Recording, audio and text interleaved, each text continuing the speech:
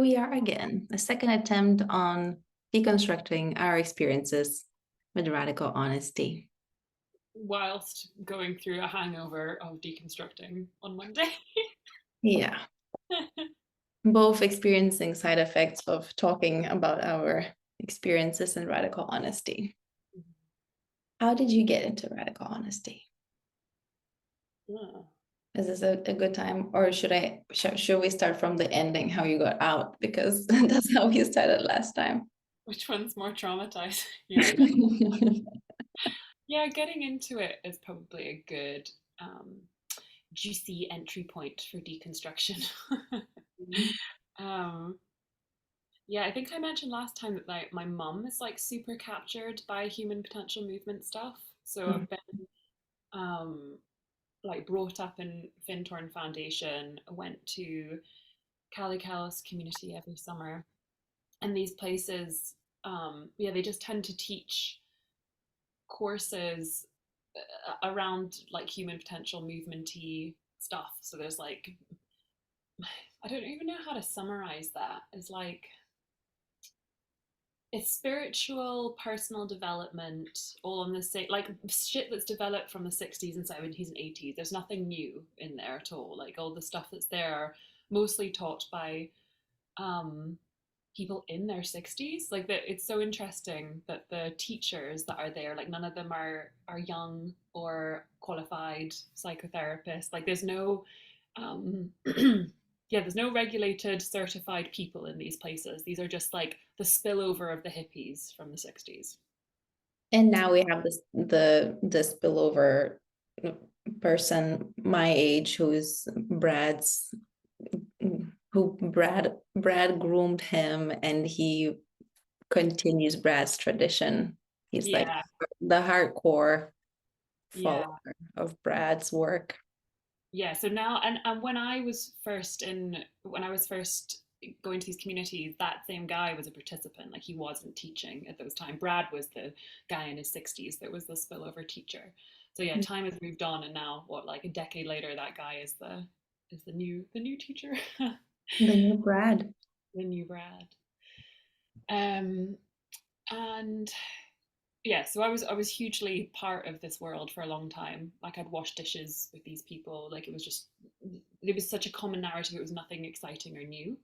Mhm. And I had some personal issues in my family where I was starting to remember traumatic stuff from childhood. And I remember like speaking to my mum about it, like what's going on? Like I'm having these memories of being assaulted as a child. And it wasn't totally random. It was kind of coming back because I was maybe about 12 or 13. I just started being intimate with my boyfriend. And while I was being intimate with him, I was having these memories and was like, whoa, this is very, very strange. And I asked my mum about it, and she revealed that apparently I had been assaulted as a child, and they'd all kept it under, like, it just wasn't dealt with. They just swept it under a rug and hoped that I would never remember. Turns out I did remember. And the person that my mama had on hand to talk to was Brad Blanton. She was like, oh my gosh, I know a psychotherapist. He's fantastic. I can ask him to talk to you. So the fact that he was presenting himself, he's pretending to be a psychotherapist, that what led your mom to talk about it. Yeah, yeah, Makes exactly. sense. So it's like on paper, she did what like a responsible parent would do, would talk with a psychologist or a psychotherapist. But what she didn't know that Brad doesn't have a psychotherapy license, and it's Yeah. doubt it's question his training or qualification is. Yeah, and I think like the point about my mum being really captured by the human potential movement is important because she doesn't, like, she's not been around real psychotherapists. She's only seen this type of people in professional roles that teach therapy. So to her, that was like the people that you turn to when someone has trauma. Yeah. And Brad, like he would come and talk to me in really random moments. And bearing in mind, I was a young teenager at this point. So he'd come sit with me on the beach and I'd be like in my bikini and he'd just come and sit with me and be like, hey, Rose, your mom wants me to talk to you about like this hugely traumatic thing. He'd just kind of like dump it on me. And I don't remember any of the conversations, but they were always really random. They weren't planned. Like it wasn't like at 3 o'clock I'll meet you in this private place. It was like public. Again, like to me looking back, I feel really gross thinking about I was sitting in my bikini. Like it's just the whole thing is so inappropriate. It's not a Mhm. counseling or therapy session at all. Ugh. And like we were already friendly, like there was already a dual relationship there. He knew my family, he knew my mom, he thought my mom was gorgeous. He'd always say to her, oh, you're gorgeous, you create gorgeous children, your daughter's so beautiful, I wish I was younger. Like all these comments were like around. I know. I know. Give some pedophile vibes. Yeah. Ugh. So we'd have these really strange conversations, and I really don't remember them that well. And then one year when I was a little bit older, so this is like maybe 18, and this is all like rough ages. I really don't know when roughly it is, but teenage spread. I was a young teenager and then suddenly older teenager, and Brad was like, you should join a workshop. And I was volunteering at the communities where he was teaching his workshops, and they were too expensive, and I always found them really intimidating because all these young German men would come and be really aggressive and inappropriate, just like, yeah, like hugely like seeking out conflict, and very sexual was the impression I got. Like there was a kind of joke amongst the volunteers that the like angry horny German men are coming next week, so we need a lot of food because they eat so much food. We had to like always buy double of what we would buy every week, and make stuff that we wouldn't usually make for other people because it was all vegetarian and usually it was salads. So this time we needed to make sure we had loads of grains and eggs and things like that. Yeah. um and yeah, Brad said join a workshop. I wasn't like, I didn't seek it. I'm not really sure that I wanted it. I was definitely very curious. And then at the moment when he said come and join, he said like, how is your input abusive family member here? Like just so randomly said, how is this person in your life doing? And it was just so shocking for me in that moment. I remember being like, I froze up and was like, I don't really know. And it was at a dinner table. It was all public. Again, just not appropriate at all. And he did not ask you how you are doing. He asked, how is the abuser doing? Yeah, or something like that. It was like, how are you with him, or how are you, like, how is it with him? Like there was this, yeah, Oh, is he continue abusing you or or further? yeah, just or like what? Yeah, he wanted to catch up. Basically, it sounded like he wanted to catch up on the goss or something like that. I don't remember the specifics of the question, but yeah, it was something to that world. But then my reaction, like being kind of shocked, he then said, this looks like you're still upset, or it looks like you are still having a reaction. I have a solution, which is radical honesty workshops. You should come to the workshop because it's just so much better to be in the group setting. The group setting is so much more powerful. All these people witnessing you. Like he gave me that spiel about I could make much more progress if I joined the workshop. I don't know what progress meant. I don't know what like the end goal there was. Did he by any chance lacked female participants? Yeah, I mean, his workshops were always hugely men, Mm-hmm. really attracted young men. Yeah. I'm aware because that's the strategy my colleague would imply would use, because his participants were mainly men and he would give discounts to women to attend. Wow. Yeah. And I got a huge discount. I said I couldn't afford it, and the workshop was about 700 or something. And I said he asked how much I had, and I said I only have about 50 euros left, like for the summer. And he said I'll just take all of that. Take all your money that is left for you for the summer. Great. That's very Um, ethical. yeah, essentially. Um, and that was it. And then I joined and joined the workshop. Oh, I cried almost every day. I was in so much shock. I think I barely spoke about anything. But yeah, I was definitely hooked after that. I was like, oh my god, this is just so exciting! And look at all these people, all these grown people working on their shit.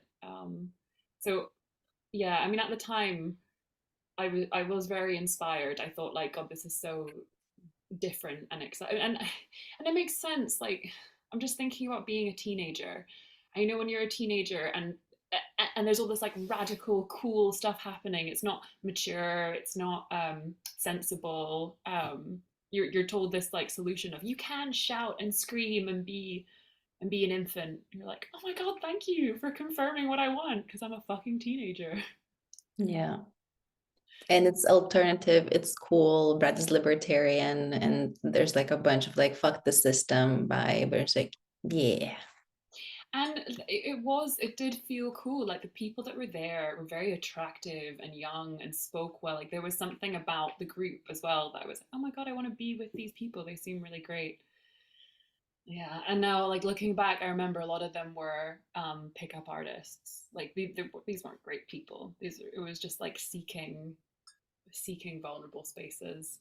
And they're extremely insecure men that haven't really matured, and they're looking for easy hookups. I'm just remembering my after you tell your story, I'm gonna share mine because now that I'm listening to you speak, I'm remembering my own first workshop also in Kalikolos, and you were there. I think you were a teenager. Maybe I was a participant a year before or 2 years before you were a participant. I don't remember. You But share yours. That's kind of my story about how I got into it. oh, wait. Really? Wait. Is there anything else that I wanted to? Well, okay, I'll say how then as a TC. So there was one as a participant getting sucked into like just being enthusiastic about that way of life. Then Mhm. why I picked it as a career again was because so I got really really sick on that workshop or maybe the workshop the year after, um, and one of the guys there did like acupuncture and I was just really inspired by like he did all these acupuncture things to me and really clearly said you're going to be sick, you're going to feel like this, and I was really inspired by how good he was at his jobs and I was like, oh, maybe I could do this, I'd love to study what he does. Mhm. um, and so I went to study. Yeah, so there was this was after finishing school and I had to pick a university degree, so I was like I could go and learn about Chinese medicine or medicine in general because that sounds really great, or I could learn to do what Brad does and be a psychotherapist. I remember asking Brad, how do I do what he does? And he said, you need to study existential philosophy. And at the time, I was like, well, they don't do those courses in Aberdeen University where I went to, but they do medical science. And I'd like to learn. So if I can't do philosophy, then I'll, or my dad would definitely not let me do philosophy. So I went into the other thing, which was really great. And then while being at uni, I would keep going to radical honesty workshops. And I thought the two were very related somewhat because there's so much somatic stuff in radical honesty, but it was so contradictory to the degree. Like half the stuff I was learning, I was like, well, kind of doubting my own lecturers and professors, being like, well, that's not what like we say over here. We're obviously right. Um, and I think I signed up for the like maybe it was second year or third year at uni. I signed up for the 9 month course. No, it was later than that. It was like third year. I signed up for the 9 month course, and the first course that Radical Honesty had done for trainers officially, and they said no, like my application I hadn't done enough workshops, I hadn't had enough experience, and then Brad emailed and like intervened and emailed and said no, let Rose on, she'd be really great, she should do it, and then I was let on, and then I was on the path as a TC. When was that? Was it 2019? Yeah, yeah, that was 2019. Just a quick note is that they published Tabor Shadburn's disciplinary case results, Accountability Circle published, and they say that the whole narrative is false from what we were presented back in the day, right? So now they reinventing the narrative of when Radical Honesty Institute started, to when the sexual conduct agreements appeared, and so basically they nulled everything and they started from 2020 when the Radical Honesty Institute was purchased, right? So it's like whatever we did in 2019, that was apparently well, I don't know. Was that part of Radical Honesty Enterprises? I don't know. But Brad was at the time also not leading or not doing anything. Like he was doing the trainers training, one trainers training he did, and was planning to teach another batch of trainers the next year, but because of COVID, he didn't. Mm. Basically, my point here is that by 2019, we already had sexual conduct agreements because of Tabor's sexual assault allegations that he received from several women. Mhm.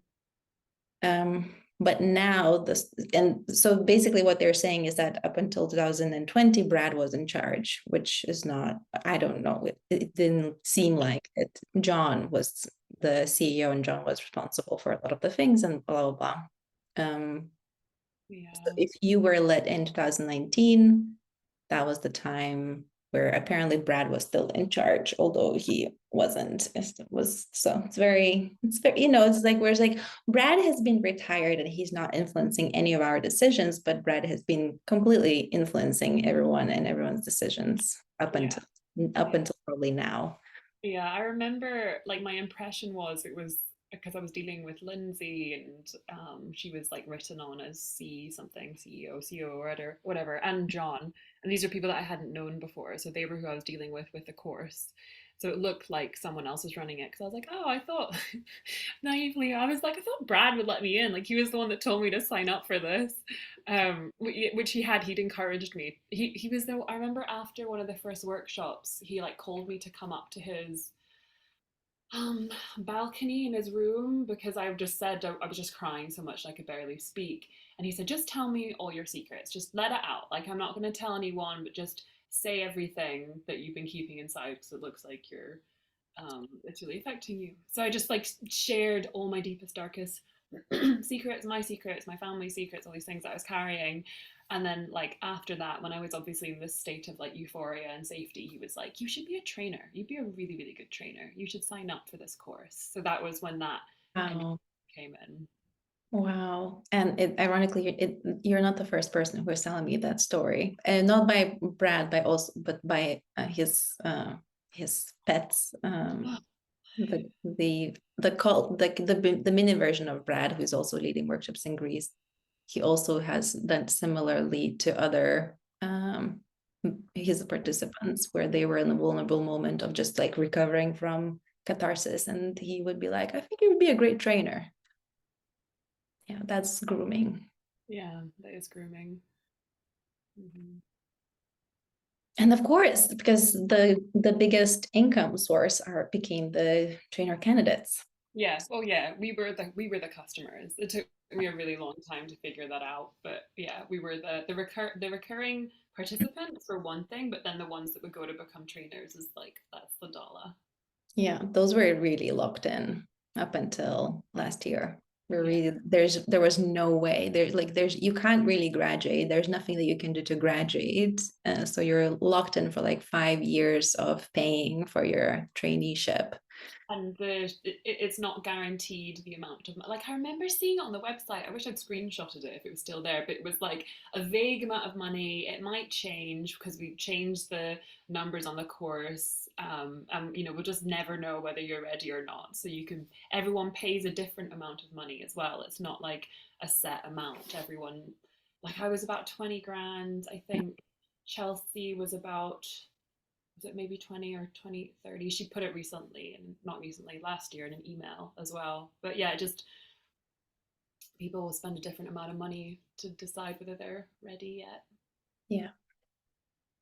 And ironically, you didn't even have to be, according to some senior trainers at the trainers training in 2022, they would have certified you already without any kind of experience of leading workshops, any kind of qualifications working with people, and apparently without doing all the requirements required for trainees. Yeah, that's right.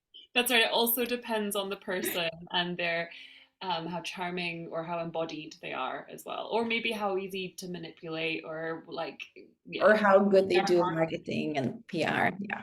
Yeah, yeah, The recruiters they are. yeah. The underlying measurements for voting that wasn't made clear. Yeah. uh, yeah. So your experience of joining, of how you got sucked in.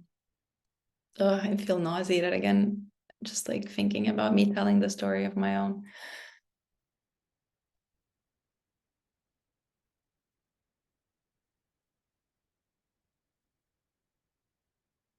I had so many therapy sessions and I still not at the point of how I got sick. Like I haven't reached the point of talking about it through with my therapist yet. There's so many other things to talk about in my therapy, and I haven't even gone to the fact of how I got in. Yeah. So this is a version one. Probably the story will be different in a bit. But before you start, it is worth mentioning though that I remember you telling me this, like this is one of the most triggering questions that you can ask people when they've left cults is the how did you get in, essentially? Because I had the same when I was speaking to um like a very lovely, pleasant, naive business advisor, and she was asking just about my business and like, how did your business start? And I just burst into tears in front of her, and she was like, holy shit, I did not know this was such a triggering question.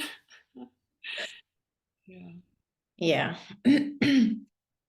So I was 23 at the time, and there's the prehistory that I'm still in therapy trying to figure out what happened there. But a pickup artist suggested me to do radical honesty without me knowing what it is. I thought it's my thing. I thought it's like, oh, it's a cool idea. It's a kind of honesty. Um and I quit my job and my studies, and I received a 600 euro, some like the my last salary of the time, and 600 euros was the worth of the workshop in Greece with Brad. So I emailed Brad and I asked if I could like join an assistant and pay less and blah blah. And Brad says like, no, it's like you have to pay the whole amount, right? I was like, okay, I'm gonna give all my money and I'm gonna hitchhike to Greece, which is good. Which was hugely encouraged as well, wasn't it? Yeah. Like when people there was no sense of like there was a sense that people couldn't afford things and it was not our problem. If they couldn't afford it, this was their choice. They needed to pay the money. Yeah. Yeah. And so I think so. I don't remember a lot of the what happened, but things are coming back. Like there was um the things that were told in the workshop. I really took people at face value because I wasn't a radical honesty workshop. I was honest and sincere, and I expected other people were honest and sincere. And there's so many men that were just like really annoying. They were just like so inappropriate, speaking all the like just like such an ego status fight over who's cooler, and all the topics were about sexuality and just like disgusting shit. um and there was this older man, I think he was in his 50s. He's like, I am a computer, like I'm the guy who invented the internet, right? But keep it a secret. I don't want anybody to know that I'm in this workshop or what I do, and like I'm a millionaire, a billionaire, whatever. Of course I believed him, and he was grooming me.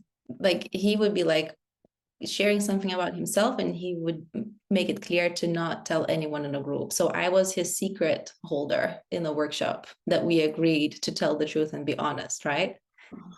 But I would be like, I'm sort of like young, naive, and loyal. It's like if you ask me to keep a secret, of course I'm going to keep a secret because it's not mine to share, blah blah blah. And that guy groomed me in the way that like we got sexual, or he got sexual, and I was just like sort of like he was that insecure little puppy who was desperate for my attention, and I was put in such a power play where I had the power. A 23-year-old had the power over the inventor of the internet, a middle-aged man who has shitloads of money. And so he created such a like a fetishized situation. Now that I look back and I learn about fetish and then dominatrix and all this stuff.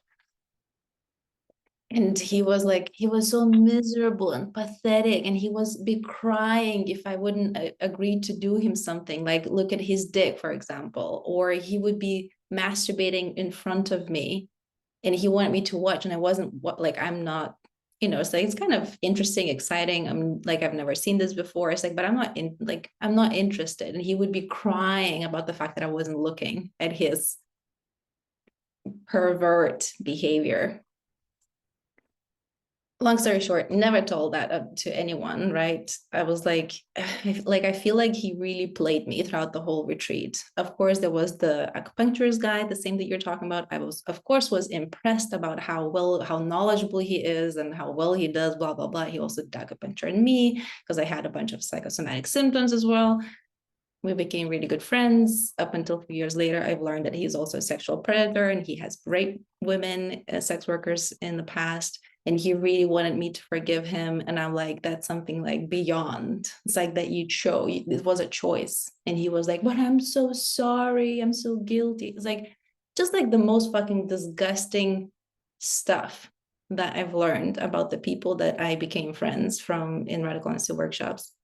Men being like, I'm a horrible person, please forgive me. And it's like, and of course I had to get over myself, right? Like it was at the trainer's training that he shared. And of course I have to not have any feelings about the fact that he is a serial offender, got away multiple times because he committed those things in a developing country. Now that I think about it, typical stuff, typical privileged men going to faraway places, doing whatever the fuck they want, going to workshops like that and receiving their forgiveness and free therapy and whatnot. Anyway.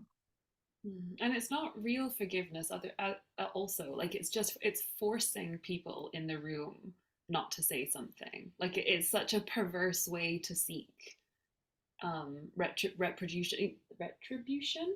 No, not in the same way as going to confession or like um, facing the words when you do a crime and you have to face the consequences for it, right? Like that is like the kind of real retribution that Brad would like reference, but that's never the kind of shit that would happen. This is just like forcing all the people in the room because whoever has an emotional reaction is like lower status and they have to go through their process, and then when they forgive, they're better, and then everyone's like, oh my god, this feels amazing. But it's a forced form of forgiveness.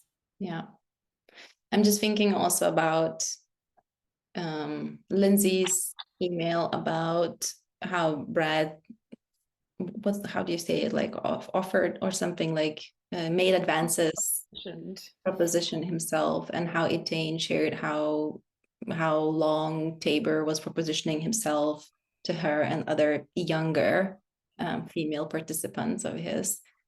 I'm just thinking about I didn't know, it was hard for me to relate that I was the young, naive, and manipulated girl. It's still difficult because I was like, as a 23-year-old, I thought I'm so cool. I can handle this. I'm like on top of the world here when in fact my brain hasn't been developed at that point, It's like the shit decisions that I made. It's like the grown-ups, perverts, creepy, disgusting, insecure men just played around me and other much younger women that were at the time. And if there's like the sheer amount of misconduct that or criminal activity that is shared in the workshop, and people, especially women or people of color, having reasonable reactions, emotional reactions to the fact that it is shared without any consequences for the predators. Yeah, it's like re-traumatization. It's a form of abuse. It's betrayal. It's like there's no safety in a workshop where predators are not held accountable. And at the time I thought, well, I'm growing. This pain makes me like more resilient. And we were just like manipulated thinking into that we're somewhat better because we endure such cringe behavior. We have just such a high, or yeah, like a high tolerance for discomfort or something. Like there's a yeah, no, that's such a good point. It's not written on the tin for people to go to workshops that like you will hear crimes and we will normalize it. Yeah. And I remember we had the retreat in A Day where several of our participants had a history of sexual abuse as children. And of course, we had to listen to their life story because that's part of the program, right? Mm. Everybody felt so sick Yeah. listening to those horrible, horrible events that happened to people. The people who shared their story were completely overwhelmed, dissociated, nauseated, borderline vomiting, like having the reflex, then receiving feedback from the clueless fucking bunch of like, this was horrible, you know, it's like, I feel so bad after listening to your story. And I remember one of my colleagues brought into the supervision with Brad about the fact how nauseated he felt after listening to the children being sexually abused life stories. And Brad's first conclusion was that it's quite possible that you were abused as a child as well. That's why you're having such reaction. Hell. And fun fact is that after Brad said that, this coach, my co-trainer, my colleague, he in every workshop there was a time where he mentioned, and I don't know, I might have been abused as a baby, I just don't remember. In every fucking workshop he would say that because his fucking guru told him so, as a self-proclaimed psychotherapist. This is such a huge scandal that has happened in psychotherapy before. Have you heard about this before? I was reading about it in that book, Born Liars, about all the ways that humans have evolved different types of deceit for survival and for cohesion and why it's really important. But they talked about, fuck, what was it called? It was this phenomenon that spread in the 80s, Satan something, where it was in the UK and well, no, maybe it was the US. I can't remember now. But essentially, these children were telling stories about being abused in like horrible ways, but also very strange and unrealistic ways. Like it was by their caregivers at the nursery, and they're saying that they were getting taken away from nursery and flown away to another island and fed to sharks and then stitched up and then returned back again. Like it was very strange stories. And the phenomenon that happened was that all these they were believed, and it became like a big social contagion where it was like, of course we have to believe these children because like why would they lie. And then it got and then lots of people went to prison for allegedly doing terrible things for children, and it was just messy. It was really messy because no one knew what was real and what wasn't, and what was ethical to believe them or not to believe them.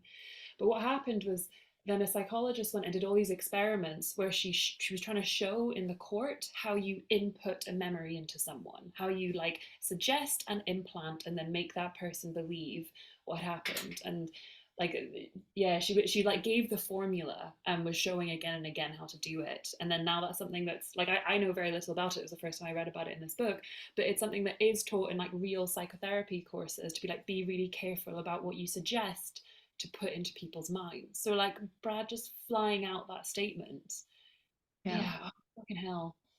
I had the same thought. Like I was like, did I really get assaulted, or did like I forgot which the order was, and I had to go back and talk with my mum because I was like, did Brad tell this to me, or did like or did this actually happen? Like it was one of those moments because I just didn't trust myself anymore after reading all these stories.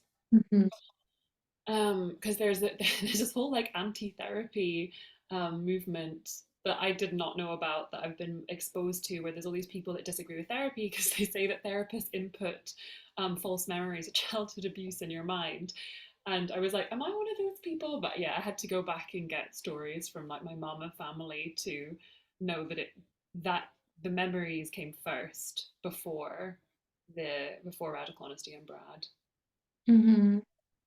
Yeah, I can relate because I have shared in my about some of my childhood abuse stories that none of my family members remember. And now I doubt, I don't know whether that was true or not, whether the things that I processed in my workshops, especially with Tabor, whether that was implanted, suggested, assumed, or that really happened.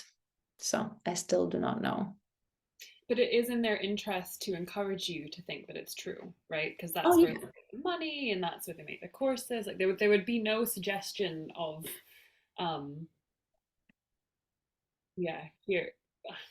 You know, it's interesting is there's a double standard. If you blame some of the workshop participant or your spouse, someone who's also in the workshop, they will encourage you to doubt your mind. But if you complain and blame a parent who is not in the workshop, then nobody questions your memory. Yeah, that's so true. Yeah.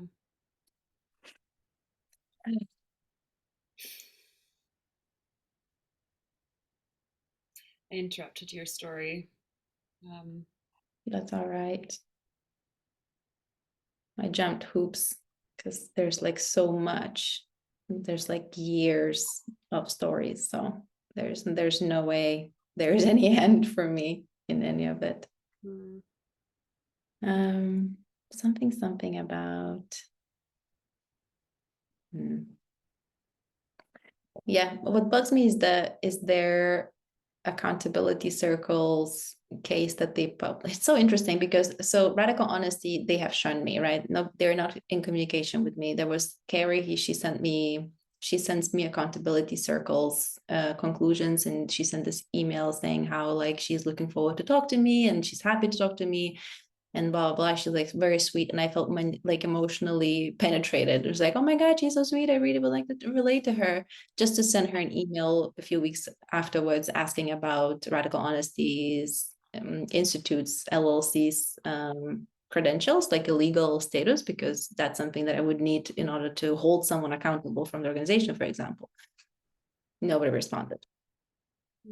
In the same way that I asked about, hey, why are you inside Radical Honesty Institute are teaching your trainees that you don't see any harm in anything that has been happening, but on the outside you're apologizing people for misconduct. It's like, why are you internally communally agreeing? It's like, we don't see any misconduct and it's not happening in our workshops, and why are you then sending me an apology and to a bunch of other people that have been abused an apology, right?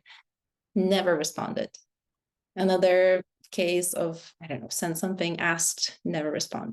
So when they want to connect with me, they send me emails, but when I have questions, they don't reply. So at some point I was like, okay, fuck this shit. I'm just gonna let you guys do your madness here. And I got really pissed off about the fact that they numbered Tabor Shadburn's case as the 001 when in his whole case assessment was that he copied Brad's behavior. So the 001st case should have been Brad Lanton, but because he's the guru, nobody questions him. Even Mac, he's like believes that this is not a cult, we're not brainwashed. These are just memes. People take up memes and repeat memes and blah blah blah. It's like, okay, you do you, boo, right? I'm talking with cult experts, you're talking to yourself. Good. But when it comes to misconduct and holding predators accountable, Brad should be the first one. But nobody so far held Brad accountable. And Brad, he's like, he could pretend to be an idiot. He's like, what? I'm 80 something years old. I don't understand anything, which is what Jasper said. Is like, Brad doesn't get it. yeah. A bunch of other people say, Brad is old already. Poor guy. It's like, no, the dude is like, he is like, he's just he like when he needs to, he's like very smart, and he can give instructions and tell people what to do, and he's very strong, and when he needs to, he can play clueless. But that's also a double standard. Like if they really do believe that he's old and doesn't get it, why would they trust his opinion in the organization? Like that if someone's not sane enough to like conceptually understand the things they've done wrong, how can they be sane enough to run an organization or to have input or like credible advice on an organization as well? Yeah. Which he definitely is still doing.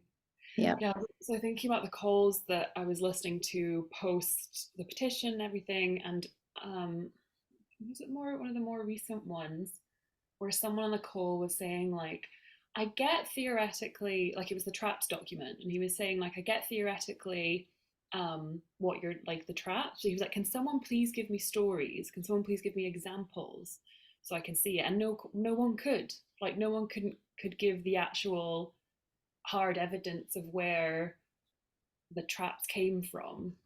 Just a bit Mm-hmm. wow. Yeah, it's like when petition came out, there was one former member who joined the call, and she asked, are you talking with the victims? Are you talking with the whistleblowers? Are you talking with, like, how are you solving this, right? It's like, what's going on?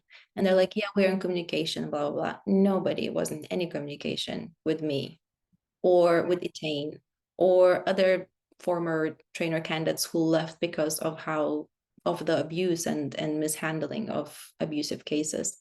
So they're on paper, they're talking to people that are the yes men in the community. And then they're like, well, I just received this feedback that nobody has a problem with me. So there is no problem because I asked all the yes people around me. And they said that, they're like, they feel sorry that this is happening and they don't understand what went wrong. Yeah. So there is no outreach and talking to people who have evidences of misconduct. There is outreach and talking to people who are big supported, very loyal, brainwashed, confused individuals. Yeah, like I only got reached out to, was it March when Jesper reached out to me? And was like, yeah, just like, I'm here to listen. I'm here to listen to your story. And I was like, are you fucking kidding me? Like, I've told this story so many fucking times. And he didn't even know what story I was on about. Like, he just wanted to hear why I'd left. I alluded to the organization shit and not worth the money. And he was like, oh, we'll come back and we'll make you a trainer. And having still no, like, very little experience, um, and like not feeling qualified or ready according to the standards that we were talking about with the petition and all this information, like having only just learned that everything that we've learned has holes in it, I definitely didn't feel confident that that was the right person to become a trainer. But then on top of that, I told him, I started implying about the abuse that I'd had in the work in the at workshops, and he was like, oh, I didn't know about this, oh my gosh, tell me more. And I'm like, you're fucking kidding me, I literally spoke to the last CEO about this. Like, it was in writing, or did he not take notes from this call? This has been written about so many times. So yeah, I agree that there's like a, by the time it came to reaching out, like they weren't reaching out to victims at all. When it came to reaching out to me, he didn't even know I was a victim. He didn't know that he was reaching out to me for that. He thought he was reaching out to recruit me again. Which is, yeah, it's fascinating because I was, I think before the petition, I don't remember the time limit anymore. At some point, Maggie sent me an email saying, hey, Yura, now you can be sound asleep because, like, it's all right, because now after we've handled Sean's case, we are so much more careful in how we like what kind of trainer candidates we pick or something like that. And the way that they handled Sean's case was that, so he has a record of lying, right? He has a record of withholding information or saying something that is not true, that other people, witnesses, can prove and say. So this is his word against a number of people who witnessed his misconduct. So he has a history of pathologically lying, and their decision was for a year to suspend him so that he cannot be certified the next year or go to the trainer's training. And he has to be honest and talk about his sexual relations with his participants, right? Like, he has to be open and talk about the dynamics. So they handled with a pathological liar by punishing him to tell the truth for the first time. And I'm like, who's gonna hold him accountable that he does talk about his misconduct to the participants? Because so far, every time that every trainer, including myself and Mac, who worked with him, let him slide. We all let him slide. He was not doing what he was supposed to do, and we just let him have it.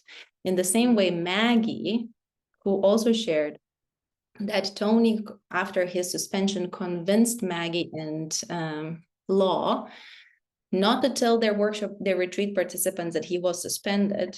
Both of them agreed to hold his secret in a radical honesty workshop. And Maggie's now is the lead on the accountability circle, right? So Maggie, who is financially invested, emotionally influenced, has a history of misconduct herself, who wasn't able to uphold standards or say the thing that she was supposed to do, like not vote on the trainees last year in the trainers training. She was supposed to be the safe person, which she couldn't be, and she did not understand what was the problem with that. She's now on the accountability kids holding some people accountable when she failed numerous times to hold people accountable and assign responsibility and consequences to real predatory men. Yeah. So I'm just like, I just don't think anyone in Radical Honesty understands the concept of predatory men. Like, I think they really genuinely think that, like, they just don't know what we talked about last time about there being vulnerable people in the world, and if there's no safeguarding, they will be taken advantage of. And the whole concept of the person that is being taken advantage of is traumatized, and they won't be able to articulate what is happening in the way that the person who is causing the abuse can be really confident and charming, so you're more tended to believe the person that's doing the fault. Like, it's that they still haven't got their head around that. And even the way of saying, I find it so ironic with Sean's case, saying, so someone who has had a history of lying, um, they'll just tell the truth now because we've told them to. Like, it's such a naivety. Like, how dumb, like, for people that are saying that they have an understanding of human psychology or human physiology or just any type of education about human beings, can think that you can just, someone will just change like that. yeah. Also knowing that Sean has not apologized to me or other women that he has harmed, and he attacked women who spoke against him, who told the truth. So he hasn't changed his behavior because you know it's like the corrective action is that the predator understands the wrongdoing and like seeks to apologize and change his behavior, like really acknowledging, owning up to what they did. None of the predatory men that were held accountable could do that, including Tony, who is now reinstated as a trainer because he was on good behavior in workshops at Maggie's place with Lindsay, who was away for years because of the burnout that she experienced working in this organization, has no training or understanding of how to work with human psychology or human beings.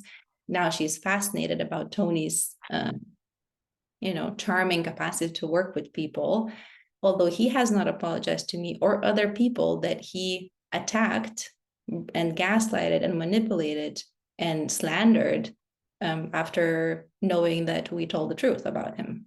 Yeah. So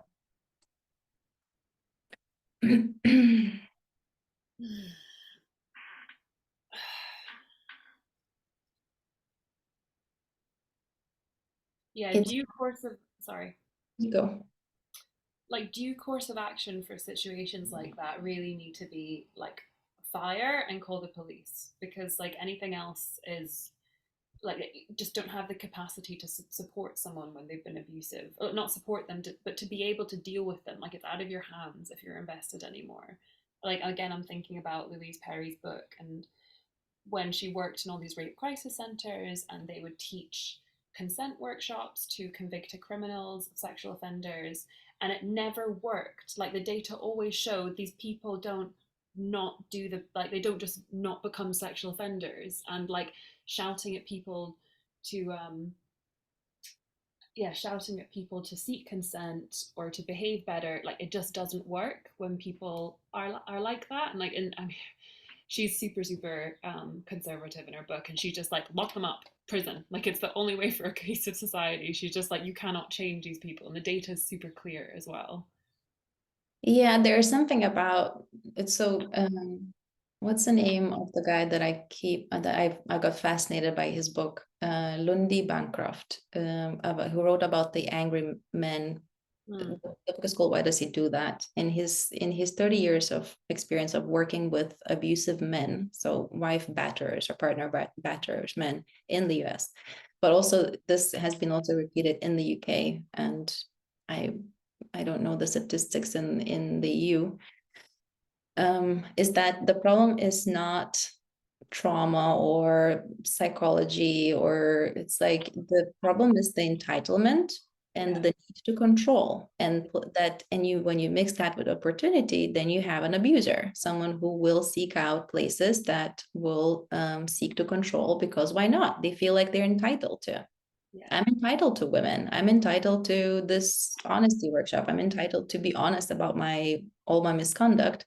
Andrew Tate example.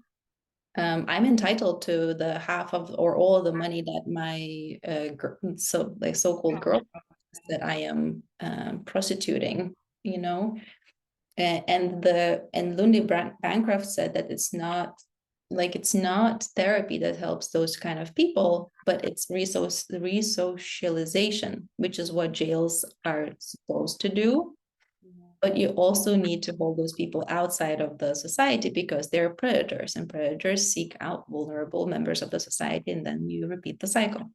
Yeah. Just locking them up is actually a way of to re-socialize or to protect the most vulnerable members of society. In that way, it makes sense. Yeah. Whereas in radical honesty, it's like a slap on the wrist and then back in again.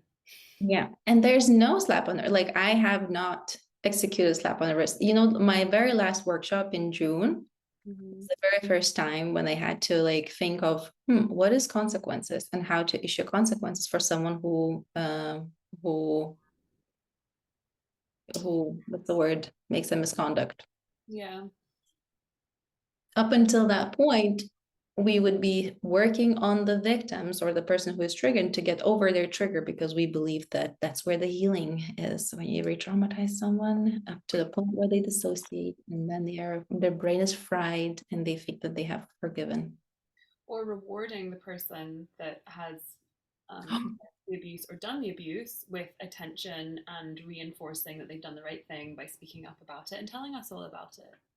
Yeah, the number of times when I was like, you guys, this guy is fucked. This is his misconduct. And their reaction was like, but he was so honest about everything that he did. Oh my God. I was like, I really felt so inspired. The fact that he was truthful and honest and he felt sorry. And I could so much relate. That's what I'm talking about, the sympathy for abusers and radical honesty. If you can be the most horrible person on you can be Hitler, but as long as you're honest about it, people go like, oh my God, this is amazing. You're so brave that you told all about your war crimes and and human rights violation, all your criminal activity. Wow, I wish I was so brave. I could not do it. No, And I this defend being such a bad person. Like, and even though we all are bad people and we all need our reputation to be destroyed, and we're just not being as honest about it as they are. yeah. Yeah. But yeah, just like seeing all the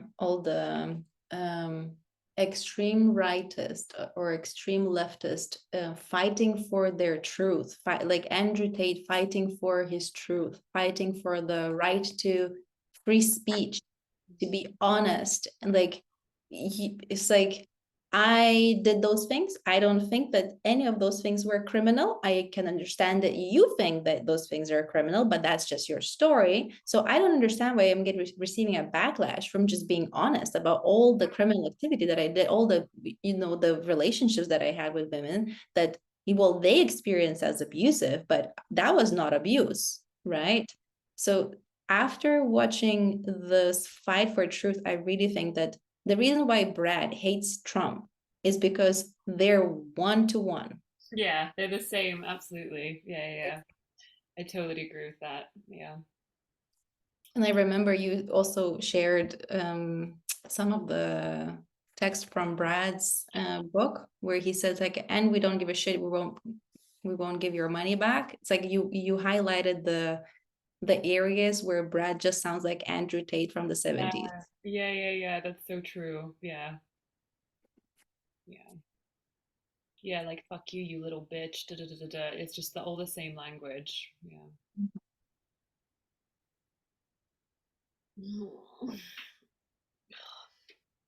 Oh, How did you go from being a participant to a trainer? Like, what was the jump there for you?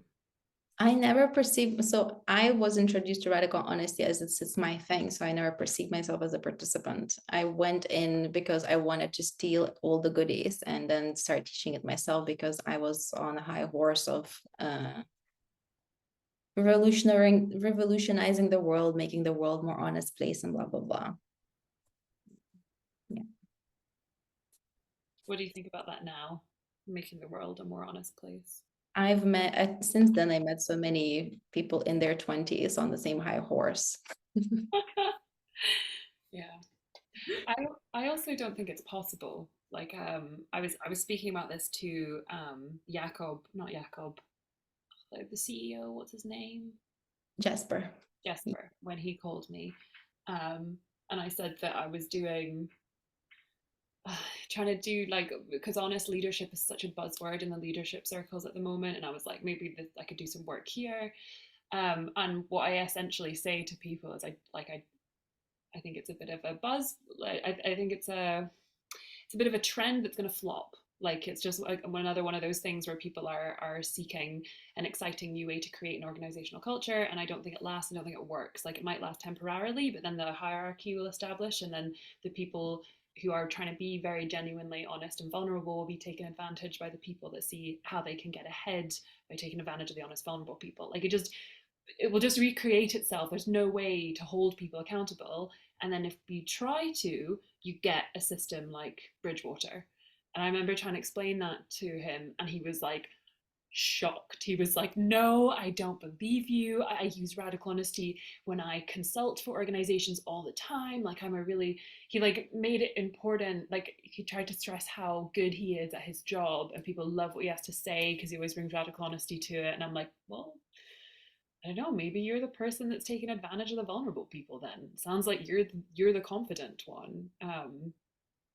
There's a book called Why So Many Incompetent Men Are Leaders, and it's, have you read it? No, but I love the name already. And this is something that I've heard on social media. Mhm.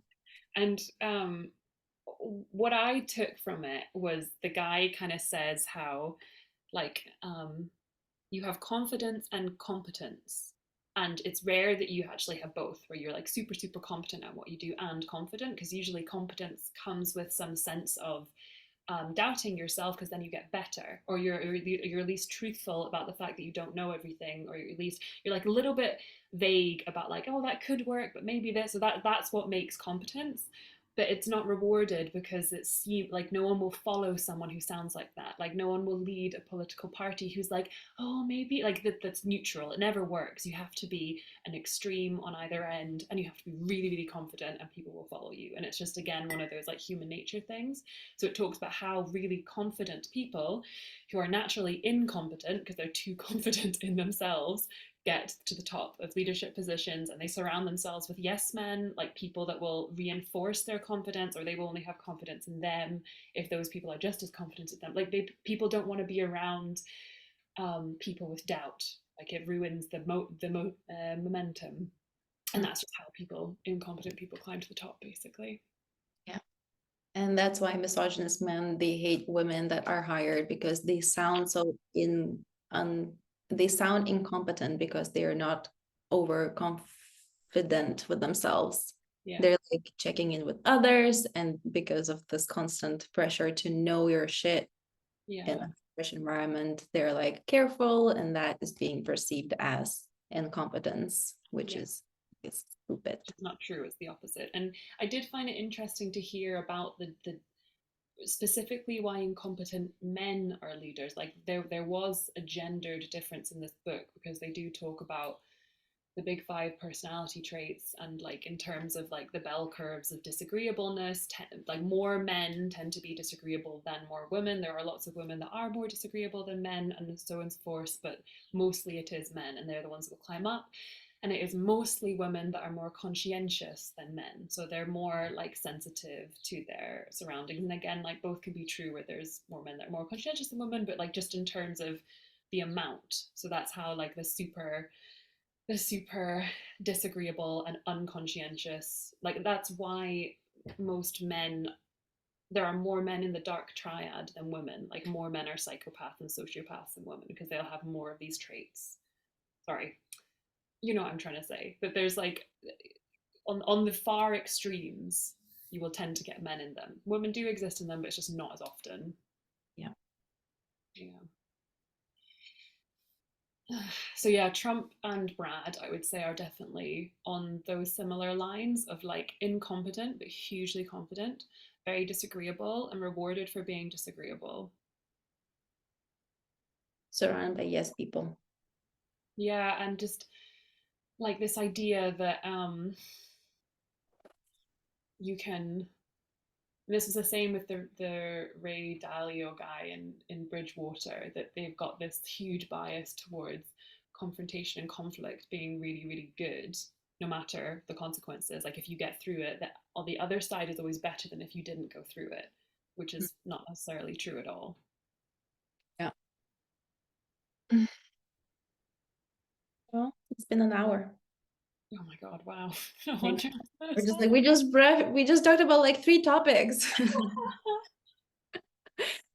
I can stretch to 3:30. Okay, Go a bit more. I'm putting the timer. Okay. It's easy to lose ourselves here. Here, let me I'm gonna give you a. Oh, he's moved. Glenn was like lying on the sofa with his balls in the air. He looked really, really relaxed. He moved when I moved the computer. Yeah. Oh God. Oh, talking about this is exhausting. What is your forecast for Radical Honestly? Like, what do you think is going to happen? I think it's gonna continue, but in very low numbers for like decades to come. Will the trainees that have been abused, they will become trainers, and then they will continue the mission. I think there's still gonna be like around 10 people that's gonna be continuing with the whatever they want to do because they want to do what they want to do. Nobody can stop you. When you are a mature child and you want to do what you want to do, you do. Um, and and there's going to be a bunch of split offs, and those split offs will do something like honest love, honest relationship, honest talk, honest communication, honest completion talk, honest something. It's like there's going to be honest before like the random thing, and that's how you know that it's a split off. Yeah. And I think maybe, I don't know, very few will get abused to the point where they go like, oh, fuck this shit. It's like, well, I need out. I think that very few. I think because it's getting more gentler and like with this input that we made last year, I think that Which we're not credited for at all. Like, no, like we're so thankful that you spoke up, but we just don't want to talk to you ever again. I even say that to the trainees that are there, right? Like, there's no sense of we fucked up so bad that we drove away a whole cohort and trainers, and we are really actively trying to change it to like, so you, our new customers, are more satisfied, basically. Like, it's just yeah, it's been totally swept under the rug and like laced as troublemakers. I don't know, couldn't handle it, didn't do the work properly enough. Or just angry, can't get over themselves. That's me.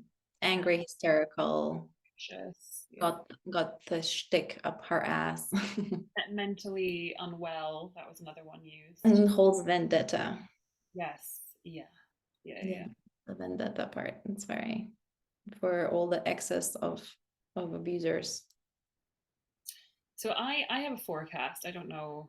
I'm teasing it out. I wondered whether it would get torn apart by the culture wars. In that I think radical honesty is like the epitome of what it seems to be the epitome of what's being fought for, like the free speech stuff. And it's so hot in America. It's kind of hot here, but not so much. But it's mostly hot in America. And I don't know how it is in the EU. But then a lot of radical honesty is in the EU. So that's like the majority of the customers now. But definitely stuff in America, I think there's loads of people that loved it because it was so free speechy. And then I think if it doesn't get all consumed by making sure it's like way up to date with the woke agenda, then it can be cancelled. So I'm like, I have a feeling that like the next generation will get torn apart and there'll be two strands of it, like one super right wing radical honesty and then like a really wokey, culty radical honesty. That sounds plausible. Mm-hmm. My concern right now is, you remember how like I am left with this extreme sensitivity towards vulnerability in people. So I look at now there's so we have Kasha, who as trainers we have abused her because she was poor and coming from a poor country, and she was very eager to prove herself. And I think she still is eager to prove herself because she's still in an abusive, toxic relationship with you know who, the Monopolian lady up in the north. Right. And so because she's poor, she's also targeting poor people. And she's joining forces with developing countries ambassadors, let's call it like that, because they're not trainer candidates, they're like trainer wannabes probably. Mm. And they have good heart, and they wish good for the people, and they truly believe that abusing people in such a way that this is not abuse, this is growth and empowering individuals, when in fact it's traumatizing individuals and creating a complete what is it, powerlessness in the countries that they're at. Mm. And now I'm seeing that Erasmus has funded one of their retreat in Bulgaria. Wow.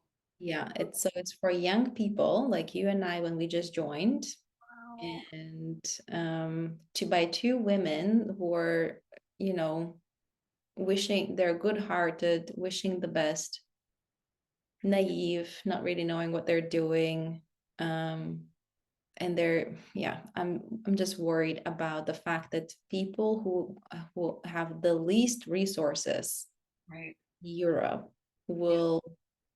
will be damaged and won't have any way to help themselves but to go back into the cult. Right. Because this type of work is really for like lofty elitist people with loads of privilege, because if you take any of this stuff into like real hard world situations you will get in a lot of danger. Yeah. Yeah, Because so being my entitled in dangerous situations where you have no power, assaults, yeah, leads to assault. Sharing what you really think that goes against the narrative leads to assault, leads to being punished in some way. so you know it's like they're going to introduce an environment with the pretense that everyone is equal, Mm. and working with the most vulnerable members of society, they're not protected, they were going to gain power, and by the fact they will probably get, you know, abused by the more powerful people.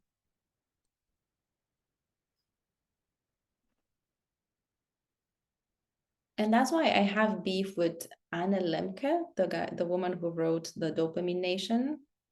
Okay. She made a video, give an interview to this YouTube channel that targets youth, targets college students. Again, 18 to 25 years old people. She talks about how radical honesty has transformative power, blah, blah, blah, blah, blah. She does. He wrote the Dopamine Nation. Mm-hmm. She loves radical honesty. She does not reference Radical Honesty Institute, but she loves radical honesty, and she made a video about it. Oh wow. And her theory goes very similar to Brad's radical honesty. It's like when you tell the truth, you're more regulated and calm, and your brain loves it, right? It's like, again, the dopamine lady gave an interview about the most dopaminogenic driven Yeah. cat. Yeah.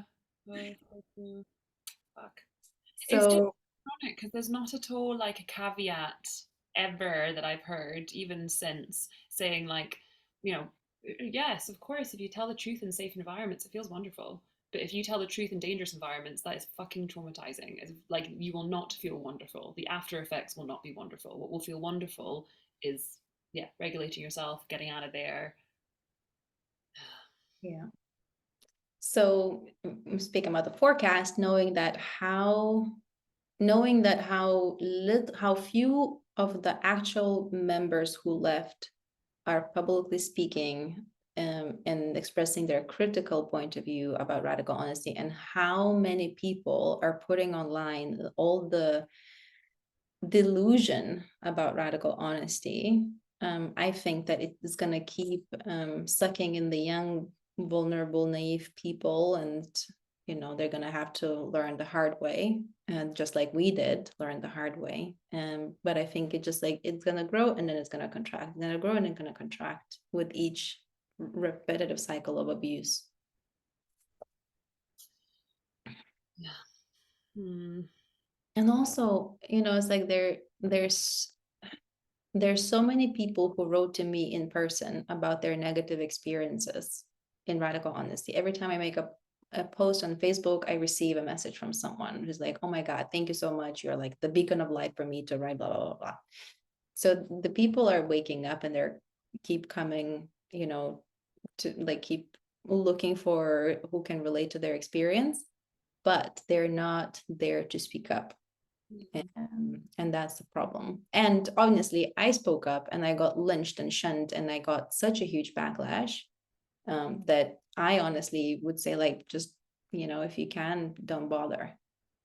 Of course, I really want people to share online and be open and, be the truth teller, tell the truth. But just like being one of the first ones or being one of the very few, it's not worth it. Like, better to do it in a fucking cohort when we are like 100 people. But being very few, I don't know. I think it's not worth it. Yeah, I mean, I really want to put something out there, and I do keep saying that I'm planning to. But it's up to you. No, I do really want to. I do, especially now you're saying that about the young people, and yeah, like I said before, there's such a fear, helplessness, wanting to move on. Yeah, I just find it so ironic, like radical honesty, and the people that have something to say about radical honesty like are so discouraged to be honest about it. Mm-hmm. Yeah. I like to say that radical honesty is not about honesty at all. It's about control. That's so true. That's also true. It's not about honesty. I have since loved reading about actual honesty, which is so much more fascinating than just this like yeah, regressive, what is it? Deceptive. Narcissist creating machine. Yeah. Addiction machine. The puppy squashing machine. Is that the one? She's, what was it? The if a dog grooming machine kills a few puppies along the way, then it's a puppy killing machine. So yeah, the groomed dogs that come out are narcissists, and then the squash puppies are traumatized. Mm-hmm. Good point. Mm. And I've been like both that. Like, oh God, I was such a dick for so long. Super, super individualistic. Me Uh, too.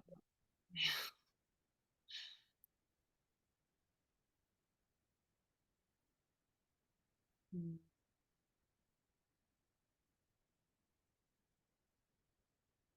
It was interesting at the Wheel of Consent workshop I was at as well, because this, like the people pleaser label is such a popular one now. Like, I'm a recovering people pleaser. I'm a recovering people pleaser. Like, I can't possibly take any value or virtue for caring about the people around me. I have to be more. And of course, there is a value to that. But I've become quite sensitive to hearing it now, because I also don't want people to get rid of this really learned and beautiful and rare, totally rare now, quality in caring and anticipating the people around you. Yeah, I think that's the problem with the whole self-developing culture. There's like people are so obsessed to learn something about themselves. When they learn something new, they apply it and it sticks to them. They feel there's the knowledge, the feeling knowledge. Like, I just feel this is true, right? Yeah. And so they apply these labels that make true for them in the moment, and without really trying to understand what it really means. And people pleasing, it became a problem because of the self-abandonment, and and the equivalent of codependency. It became a problem because it's an addiction, and it's, you know, it's harmful for people. But in a normal life, people pleasing is especially more common for women, because women are more socially driven and more lovey-dovey, more considerate, warm, and caring. And it's becoming a problem. But I don't think that consideration is the problem. It's like I think that not addressing abusers and predators is the actual problem. Yes, I agree. Because if you're naive, it's not a problem unless you're abused. Unless you're taken advantage. Unless your naivety is taken advantage of. In the same way, if you're considerate and you're people pleasing, it's not a problem unless that is being taken advantage of you and you're being controlled. Mhm. And it's really difficult to hold abusers accountable because they're so fucking dangerous. Their first course of action is to threaten people. They're antisocially driven. They're like, I don't give a shit. It's like, it's gonna be my way. I want to control the narrative and I want to control the people. It's like, I don't care. And they're so fucking aggressive. And that's why I am hesitant to put these videos online, because of all the backlash. Because like, who are you to talk about this? Yeah. And there was one post that I shared on Instagram.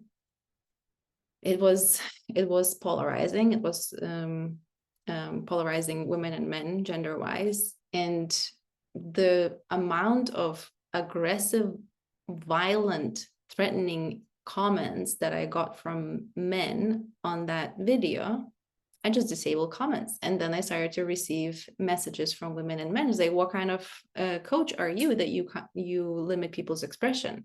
It's not the expression that I limit violation of people's rights by the violence and the hate, the bullying, that I limit. It's not, that's something I'm not going to tolerate in my environment anymore.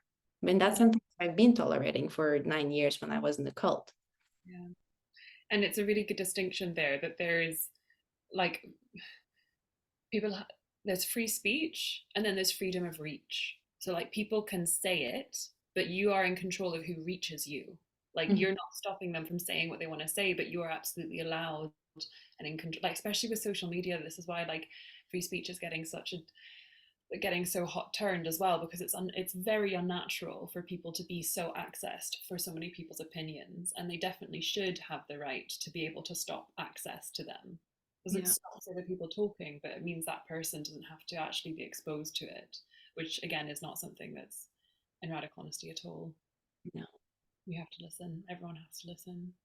And you cannot leave. And you cannot leave. Oh God.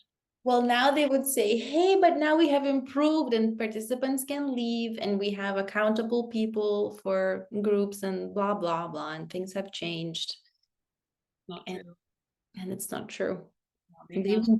they've been telling me that they're going to change, and their change was like, hey, we told our pathological liar to tell the truth. We changed. I really like your point about like people pleasing isn't the problem. It's people taking advantage of that. And yeah, instead this narrative of like you need to stop seeking others or seeking to please others.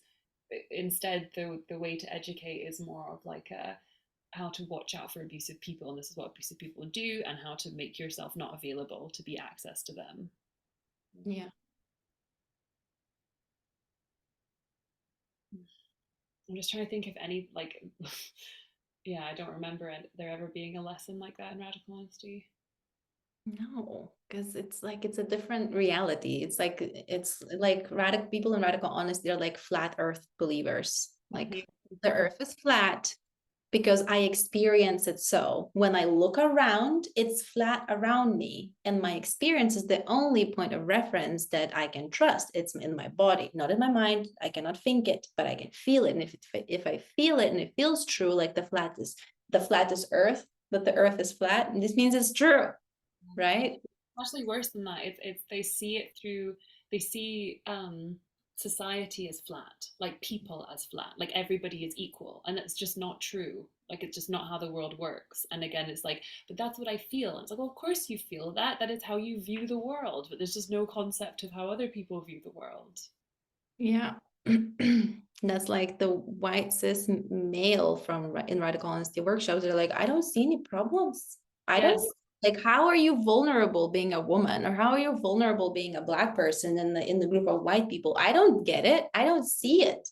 or Explain it to me. being a participant. Like we're all equal here. I'm the same as you. So. Yeah. Oh, look at all my stress fidgeting. I've been like rolling all these balls of blue tack on the table. That's nice. I've been standing this Oh, nice. like a cocaine dealer. Oh, Oh, there's something about the making of the narcissist that I want to talk about, but it escaped my mind, of course. making of the narcissist. As in like a timeline, or like you want to go through the equation of it? No, completely gone. Don't remember. It's gonna come to me. I don't know. We could also, the 20-minute time is up, just so you know. Time is up. Okay. Well, I was thinking earlier, I wanted to share this with you, that I was really like, I had like a moment of grief where I was like, I can't believe I wasted so many years not reading books. Like, I have been so enjoying reading and just absorbing all these different resources. And I was like, I can't believe I spent so fucking long. I didn't read anything. Yeah. I read, but only everything that was in relation to radical honesty. Yeah, just that just confirmed the same narrative. Yeah. I really enjoy remembering last year when I found out that I'm smart. The fact that I've been dumbing myself for almost a decade, trying to be stupid on purpose because that's like the status in the group. It's so nice to be smart. It's Yeah. really nice to be smart. It's so good. I'm just like, I can like see things and analyze it in my mind, and it's just like, wow, that's the capacity that I really missed. Yeah, that's what on the last we did like a last round at the like a pro workshop, and the question was like, what do you really appreciate about yourself as a learner? And my Mhm. thing, what I said was, I really like my ability to critically think, like critically filter information before I observe it as true. So like everything that's been said, I'm not just like lapping it up anymore. It's that I'm like, oh, I don't know if I agree with that. Let's strongman that argument. What would be the contrary thing? Okay, let's try it on for a little bit. Like just nothing is 100% truthful anymore. Nice. Can I just share one more last thing about how I found out how radical honesty regress people, like how practicing radical honesty is a regression technique. Um, so I've been obsessed watching the indoctrination techniques from by Scientology and Landmark, and I was like, I'm just like trying to understand, like picking up those strategies, the techniques, like how do you get to like suck people in so well? And last year, I'm a friend with a former radical honesty practitioner, and she was still in a relationship with someone who is a radical honesty trainer candidate, probably. So he's still doing radical honesty, and she's not so much. But as a frame of work or a frame of relating, they still use radical honesty because it's convenient, something that they're both on can understand. Mm-hmm. And so they ended the relationship, and then she she came to me and she talked about her experience and how like what she did. And as she was speaking, that's just like, one, I just noticed this and I reported it, like I did everything right and it didn't work right. And I was like, oh, and she came to me like a baby, like a toddler, like completely lost, not knowing, like just overwhelmed and not knowing who she is without this person, just like completely like a child, you know, very vulnerable, very fragile identity wise as well. And then when I've listened to her talk about how she was relating, I was like, oh, in the same way, how you, like this constant shifting attention in your body and reporting your sensations and reporting your thought with no filter whatsoever. That is what toddler is like. Mhm. In radical honesty, Brad would laugh and say, it's like you're gonna turn like a toddler, you know, it's like a bunch of children to gain that joy of childhood. But this is the regression technique in radical honesty. This is how you make people regress into children, because they keep on focusing on what they notice in their body and what they notice in their thoughts and saying the very first thing that they notice. Yeah, That's the main tool of regression. yeah. Yeah, you're so right. That's yeah, it's the anti-critical thought. You are repelling from the thought back into the body, back into the body, and yeah, and lacing it up as freedom. And if you're doing anything else, you're stuck in your mind, and stuck in your mind is bad. So yeah, layering it with the bias of one being bad and the other being good. I remember sharing that in the Like a Pro as well. I was in a anyway, there was a question about something, and I sent, and it was all about being in your body. How's your capacity to be in your body? And I was like, I can be in my body, but I want to be in my head. Like I feel I'd like I disagree with this bias of forcing people to get in touch with their body is the right thing to do. Yeah, agreed.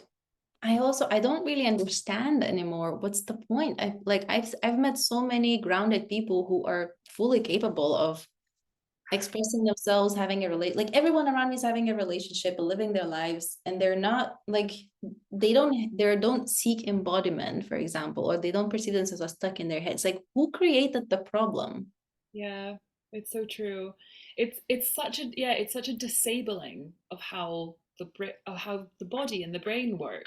It's like you're thinking if it's kind of like a cop out solution. It's like you having the thoughts cause you the problem, and instead of dealing with With the the reality, problem. yeah, instead of dealing with the problem, we'll make you not think about it. We'll just put you back in the body again. And you make the problem the actual fact that you are picking up on the problem. Yes, yes, exactly. Yeah. There was such Church good do. poem. That's like Yeah, in the church, you know, it's like the forgiveness is also like all cults started with like, we need to control the vulnerable victims so they don't wage war and don't retaliate against the more powerful people. So we're just going to redirect you in words and make you crazy so that you don't perceive the abusers as the problem, but you yourself as the victim, the problem, because you have a problem. there is, there was such a funny movie I watched recently, and the guy in it, he was this crazy guy who was totally, he was just nuts, very charismatic nuts guy, and him and this other more sane guy were on an adventure, and the guy on the sane person on the adventure with him was just absolutely terrified. He was like, "Oh my God, what are we doing?" And the crazy guy turned around to him and said, "It's only scary if you think about it," and then ran away. And I was like, that's radical honesty. That's the solution as well. If you don't Yeah. think about it, you won't be scared. Sold. That reminds me of Christoph. Christoph, every time in every supervision to everybody, he says, the only problem is that is fear, is that you're afraid. It's like, I don't want to kill people. Well, the only problem is that you're afraid to kill people. Get over the fear and go kill someone, you know? It's like, I don't want to rape someone and go to jail. It's like, well, the problem here is your fear to go to jail. It's like, get over the fear and go and do what you want. Yeah, and it's never as bad in real life as it is about thinking about it. Like thinking Yeah. about it is more scary than actually doing it. A number of relationships that ended and people lost their jobs because they thought that the reality is not as bad as in their minds. And Yeah. just, you know, I'm thinking about the guy in UK who lost his job for sexual harassment because he expressed his sexual attraction to his female coworker. Mm. And still he did not, like, he was angry at Mac, at the workshop facilitator, for telling him to do that, but he did not hold the radical honesty responsible or Mac responsible. He's like, no, the woman, she's fucking crazy. Like she could have come and told me that she feels uncomfortable, but instead she went to HR. Why do you think HR is there? Yeah, oh my God. And I find it nuts that people haven't been sued yet, because I only went and got public liability insurance because when I was hiring the hall, the first time I did a workshop, I needed insurance to hire the venue. They wouldn't let me hire it otherwise. I was like, oh, okay, I didn't even know I needed insurance, and looked it up and was like, oh, I need to be covered in case I give someone bad advice that they take and they sue me for it. And I'm so surprised that more trainers haven't been sued with this bad advice thing, because I doubt half the workshop leaders, when they're teaching workshops, have this type of insurance. No, we don't. And again, it's like you don't even know what what to do with your tax status. Nobody will answer that question, you know? Yeah. And I think the reason is that the people who stay in radical honesty or people who join radical honesty are the power abusers and the very vulnerable people. And when you Tax bracket. yeah, and then you abuse the very vulnerable people, they leave and they use resources to recover. Yeah, They don't use the resources to go and fight something that will traumatize you again. that's so true. Like I wish I had, I could spend my funds suing someone somewhere something, but I don't have the energy and it's bad for my mental health, so I'm not going to do it. And it's the same was with other victims. They're like, I don't want to put any of my effort.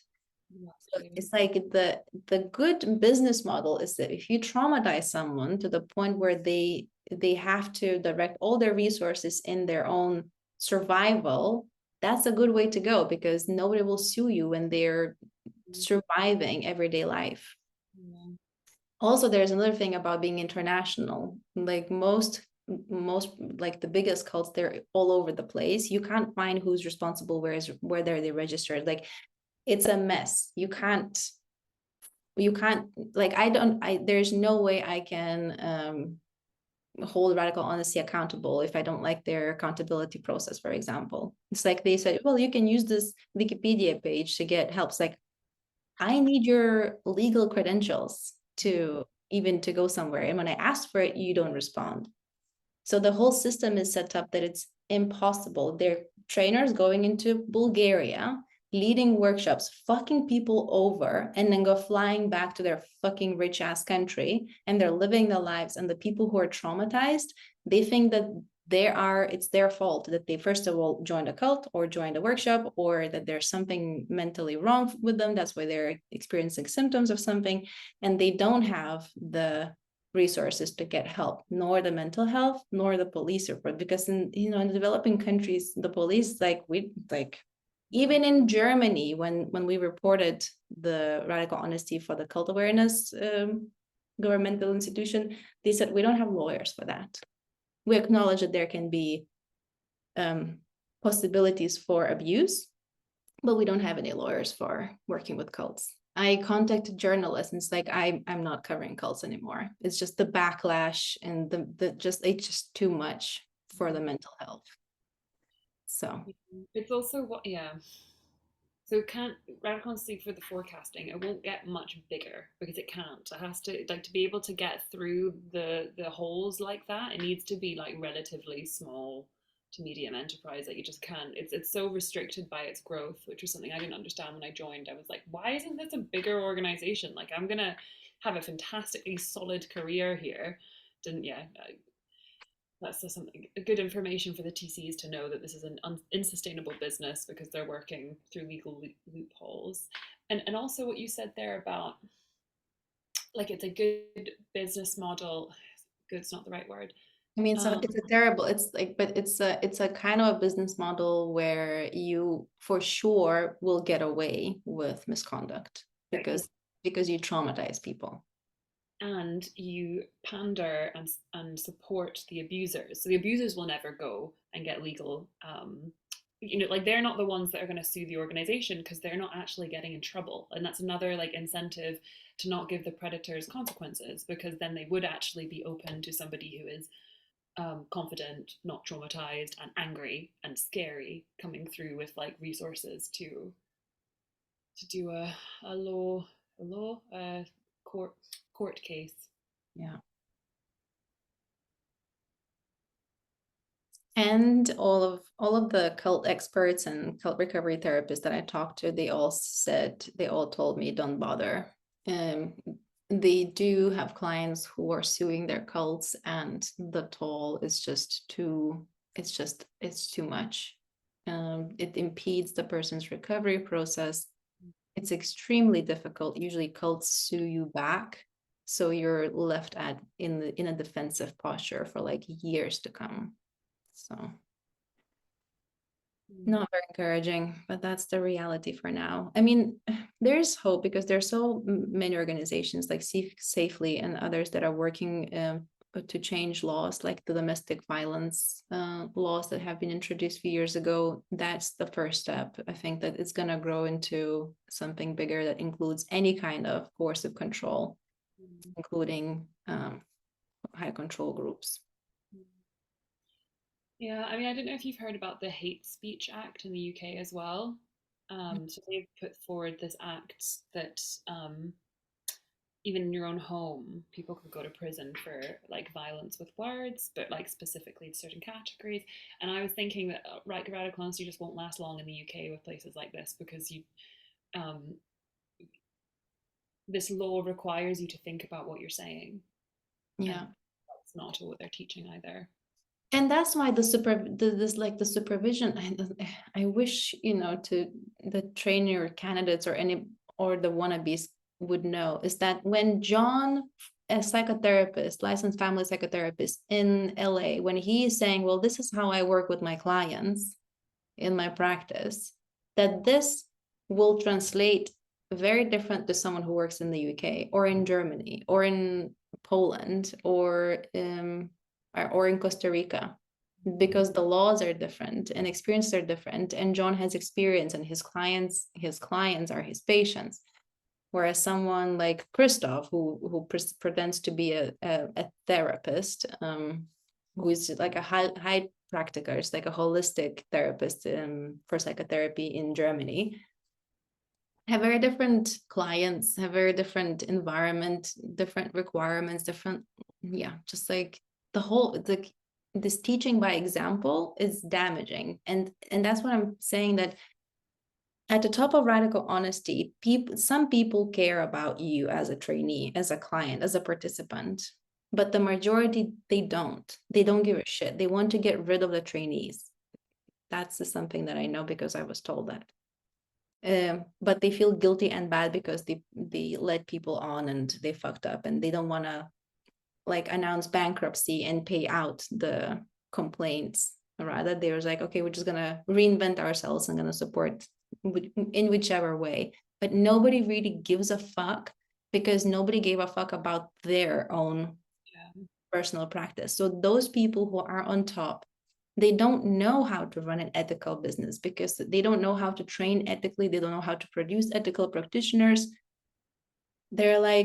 They're working on trial and error. Their critical thinking is numbed down. So because you don't want to be a smart rat. So there's no way they can, like, they just do not care about you, about trainer candidates or participants. What they care about is about their reputation, their self-image, and avoid consequences of their actions. They don't want to lose money, and they don't want to lose their name. Amen. Good note to end on. Yeah, nobody cares about you. That is pretty true in the cult. Alrighty. Shall we split for now and continue on Friday? Yeah. Or next week? We said Friday, didn't we? Yeah. Yeah. Um, yes. Okay. Friday really will be or maybe a little bit earlier if you could, maybe like 1:45 till 3. because I'm going to the hairdresser at 3:30, and so is Lily. She's going to the hairdresser for the first time. Nice. Yeah, we can definitely meet earlier. All right, gonna pause this.